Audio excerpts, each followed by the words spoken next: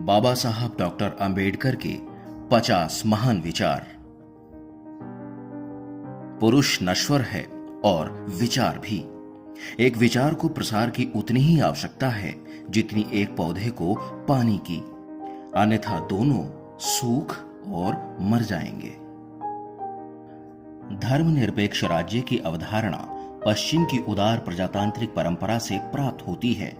राज्य निधि द्वारा संचालित किसी भी संस्था का इस्तेमाल धार्मिक शिक्षा के उद्देश्य के लिए नहीं किया जाएगा, चाहे वह धार्मिक शिक्षा राज्य या किसी अन्य संस्था द्वारा दी गई हो।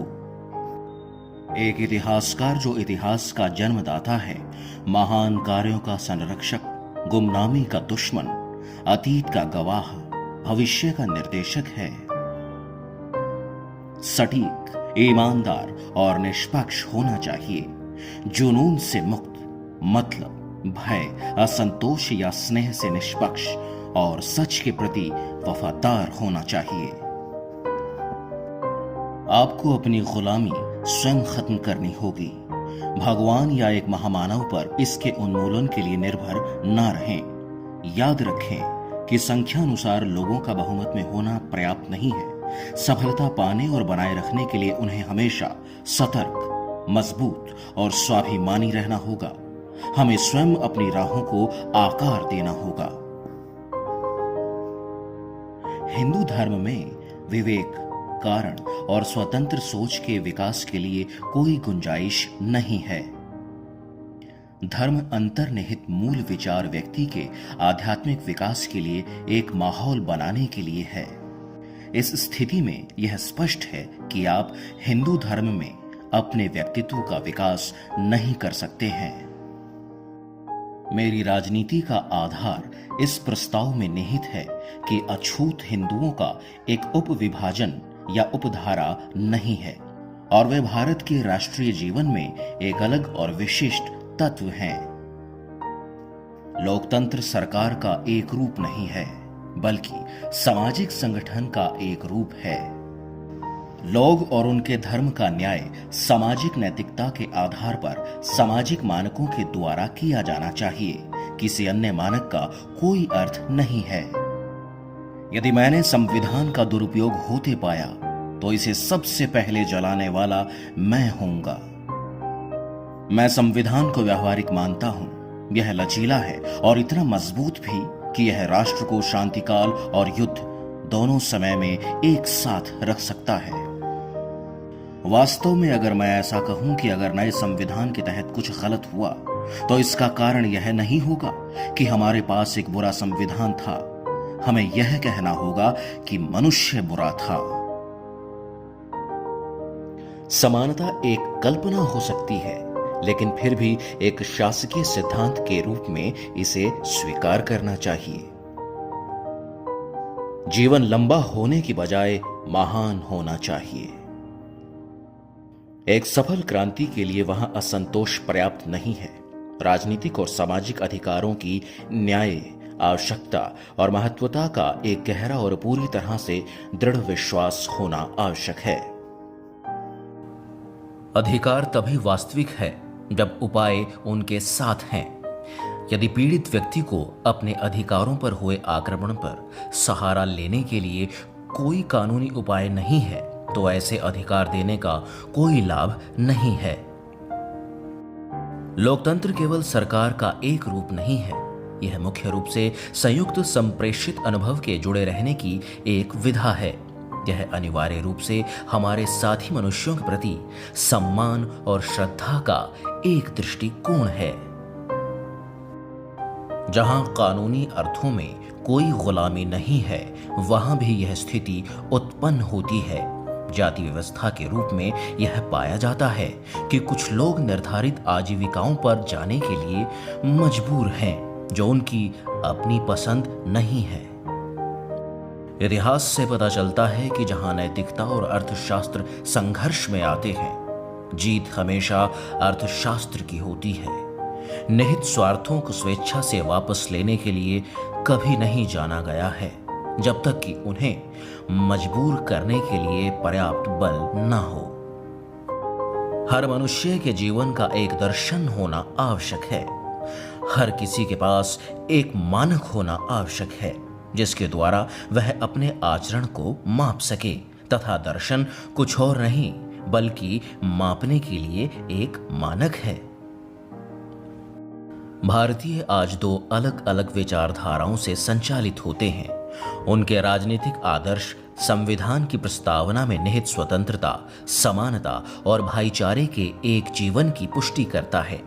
उनके धर्म में समाहित उनके सामाजिक आदर्श इससे इनकार करते हैं।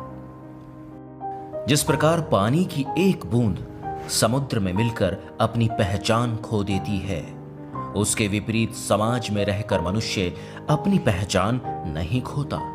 मनुष्य का जीवन स्वतंत्र है। वह सिर्फ समाज के विकास के लिए पैदा नहीं हुआ है बल्कि उसके स्वयं के विकास के लिए हुआ है। बौद्ध धर्म के मौलिक सिद्धांत स्वतंत्रता, समानता और भाईचारा है। बौद्ध धर्म शूद्रों का धर्म कहा जाता था। केवल एक ही व्यक्ति था जिसने अलगाववाद और अस्पृश्यता के खिलाफ अपनी आवाज उठाई और वे बुद्ध थे। हमें यह स्वीकार करना शुरू करना होगा कि भारतीय समाज में दो बातों का पूर्ण अभाव है। इनमें से एक समानता है। सामाजिक स्तर पर एक भारत ऐसा है जो श्रेणीबद्ध असमानता के सिद्धांतों पर आधारित है। इसका अर्थ कुछ के लिए पदोन्नति और कुछ के लिए गिरावट है। आर्थिक स्तर पर हमारे पास एक समाज है जिसमें कुछ के पास विशाल खजाना है जबकि ज्यादातर घोर गरीबी में रहते हैं। जाति के विनाश की दृष्टि से संतों के संघर्ष का समाज पर कोई प्रभाव नहीं था। एक व्यक्ति के मूल्य स्वयं सिद्ध और स्वयं स्पष्ट हैं। यह उसे भक्ति करने से नहीं आए हैं। संतों ने इस बात को स्थापित करने के लिए संघर्ष नहीं किया। इसके विपरीत उनके संघर्ष का दलित वर्ग पर बहुत अस्वस्थ प्रभाव पड़ा है।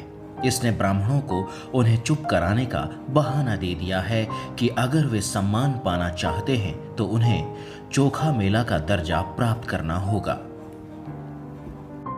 यह शरारत हिंदू शास्त्रों द्वारा प्रचारित की गई कि उच्च वर्गों की सेवा करके शूद्र मोक्ष को प्राप्त करता है। अस्पृश्यता गुलामी की एक और पदवी है। कोई जाति अपने आत्म सम्मान को नष्ट करने से नहीं उठ सकती है। यदि आप वास्तव में अछूतों का उत्थान करना चाहते हैं तो आपको उनसे सामाजिक व्यवस्था में स्वतंत्र नागरिक के रूप में व्यवहार करना होगा और उन्हें अपने भाग्य को रूप देने की आजादी देनी होगी। मैं भगवत गीता में प्रतिपादित हिंदू सामाजिक दर्शन को नकारात्मक रूप में अस्वीकार करता हूं। मेरे फैसले में यह कपिल के दर्शन की एक क्रूर विकृति है जो सांख्य दर्शन के त्रिगुण पर आधारित है और जिसने जाति व्यवस्था की वर्गीकृत असमानता को हिंदू सामाजिक जीवन का कानून बनाया है। संवैधानिक नैतिकता एक प्राकृतिक भावना नहीं है, यह अभी लाई जानी है। हमें यह महसूस करना होगा कि हमारे लोगों को अभी भी सीखना है। भारत में लोकतंत्र भारतीय जमीन पर सिर्फ एक परत है जो अनिवार्य रूप से अलोकतांत्रिक है। मनुष्य नश्वर है। हर किसी को कभी न कभी मरना है, लेकिन मनुष्य को अपने जीवन में आत्म सम्मान के महान आदर्शों को समृद्ध बनाने और स्वयं के जीवन को बेहतर बनाने का फैसला करना होगा।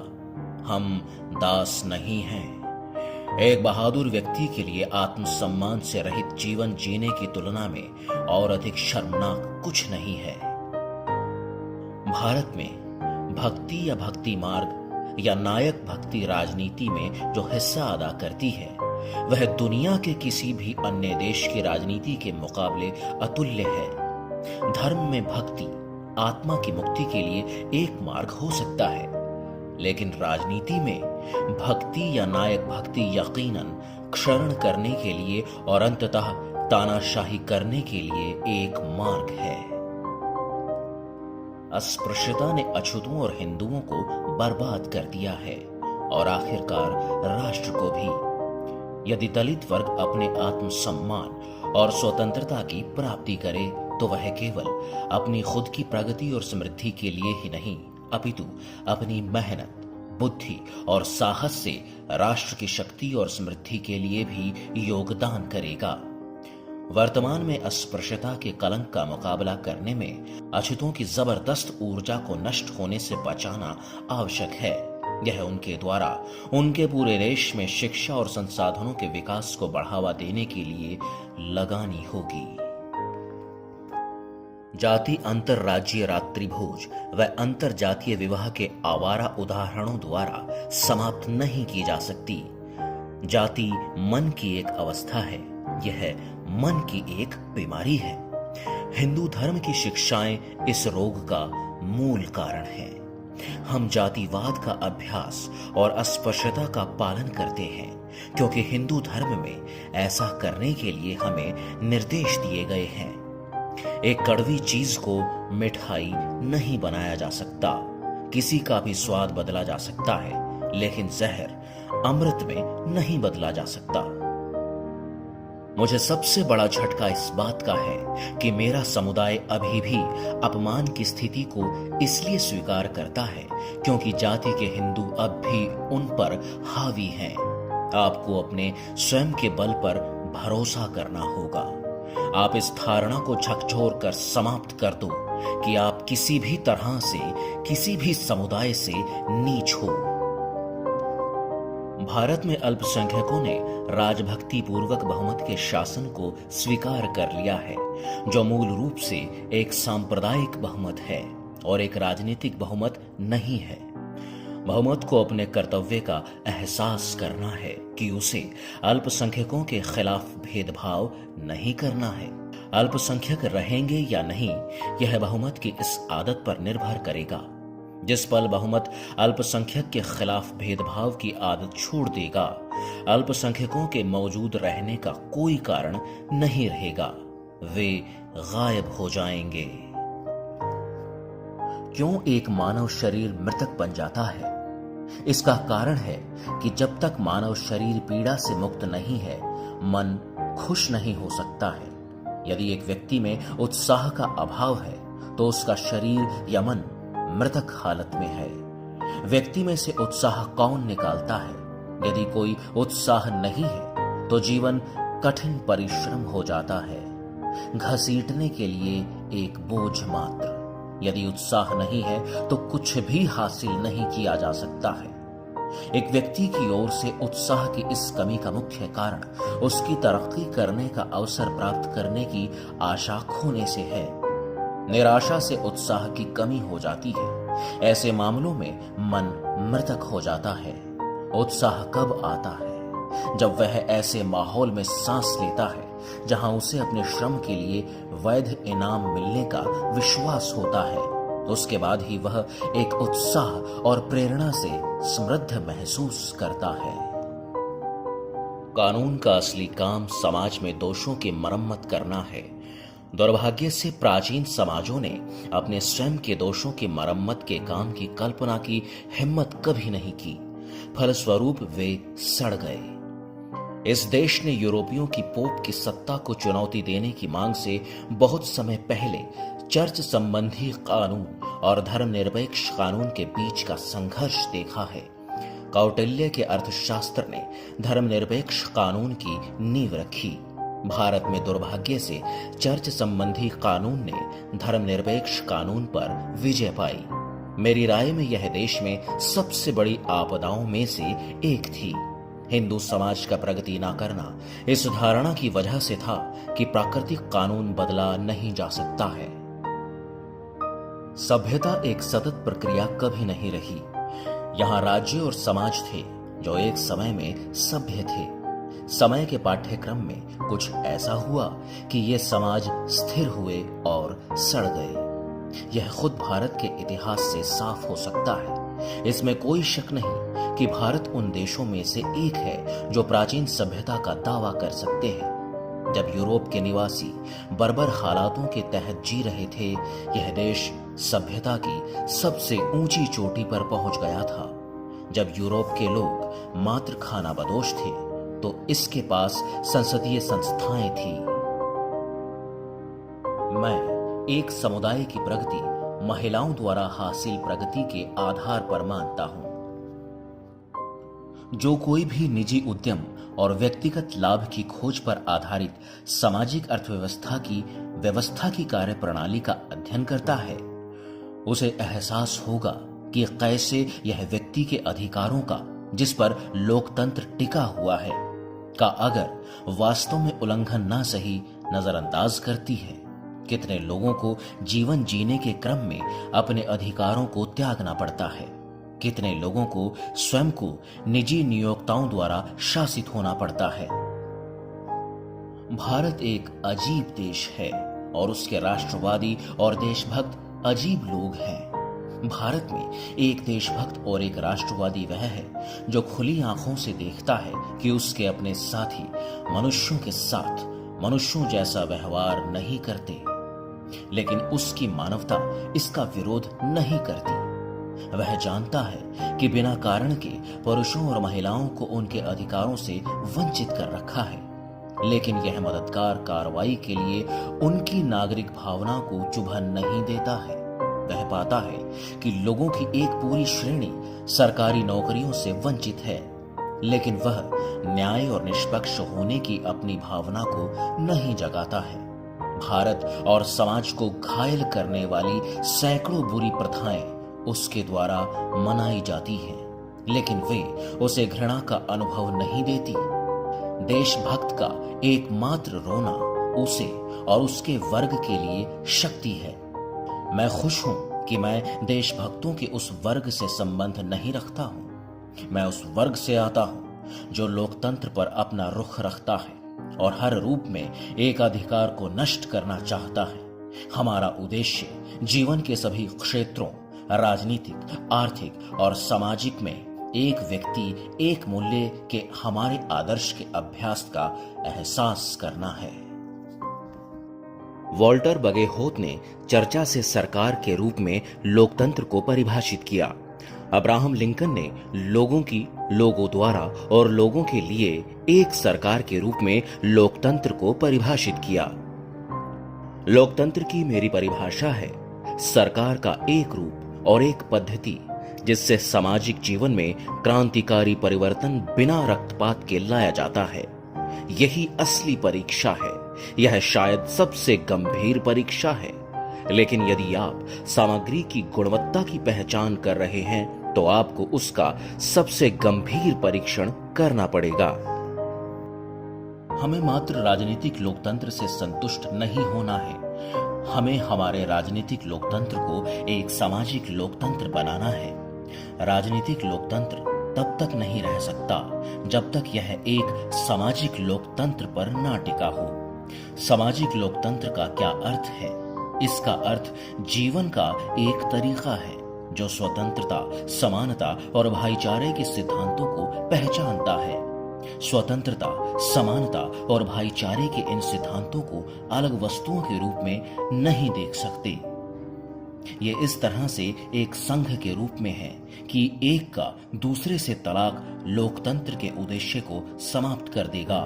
स्वतंत्रता का समानता से तलाक नहीं किया जा सकता और ना ही स्वतंत्रता और समानता का भाईचारे से तलाक किया जा सकता है। सामाजिक संघ के बिना राजनीतिक एकता प्राप्त करना मुश्किल है। यदि प्राप्त हो भी गई तो यह उतनी ही अनिश्चित होगी जितना गर्मियों में एक पौधा जिसे हवा का झोंका जड़ से उखाड़ देता है।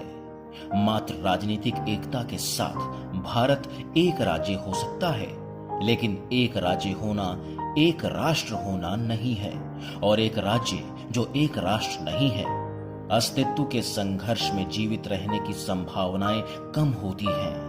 यह विशेष रूप से सत्य है कि राष्ट्रवाद, जो आधुनिक समय में सबसे गतिशील बल है, हर जगह सभी मिश्रित राज्यों के विनाश और विघटन से खुद को मुक्त करने की तलाश में है। एक मिश्रित और समग्र राज्य के आंतरिक पुनरुत्थान के लिए खतरा बाह्य आक्रमण में इतना निहित नहीं है जितना उसकी खंडित, फंसी, दबी और उसकी इच्छा के खिलाफ आयोजित राष्ट्रीयता में है। आत्मसम्मान की कीमत पर जीना शर्मनाक है। आत्मसम्मान जीवन में सबसे महत्वपूर्ण कारक है। इसके बिना आदमी कुछ नहीं है। आत्मसम्मान के साथ जीने के लिए कठिनाइयों पर काबू पाना पड़ता है। केवल कड़ी मेहनत और निरंतर संघर्ष से ही शक्ति, आत्मविश्वास और मान्यता प्राप्त करता है। एमर्सन ने कहा कि स्थिरता गधे का एक गुण है। किसी भी विचारक को स्थिरता के नाम पर व्यक्त एक नजरिए से नहीं बांधा जा सकता है। जिम्मेदारी स्थिरता से अधिक महत्वपूर्ण है। एक जिम्मेदार व्यक्ति को सीखे को अनसीखा करना सीखना होगा। एक जिम्मेदार व्यक्ति के पास पुनर्विचार और अपने विचारों को बदलने के लिए साहस होना चाहिए। बेशक सीखे को अनसीखा करने और अपने विचारों को पुनर्गठित करने के लिए अच्छे और पर्याप्त कारण होने चाहिए। पुनर्विचार करने में कुछ अंतिम नहीं हो सकता। हम सबसे पहले और सबसे आखिर में भारतीय हैं। जाति ही भारत को एक राष्ट्र बनाने के मार्ग में सबसे बड़ी रुकावट है। अगर भारत को एक राष्ट्र बनाना है तो जाति को समाप्त करना होगा और इसके लिए जाति की शिक्षा देने वाले धर्मशास्त्र को डायनामाइट से उड़ाना होगा। मुझे वह धर्म पसंद है जो स्वतंत्रता, समानता और बंधुत्व सिखाता है। वे इतिहास नहीं बना सकते जो इतिहास को भूल जाते हैं। शिक्षित बनो, एकजुट रहो और संघर्ष करो।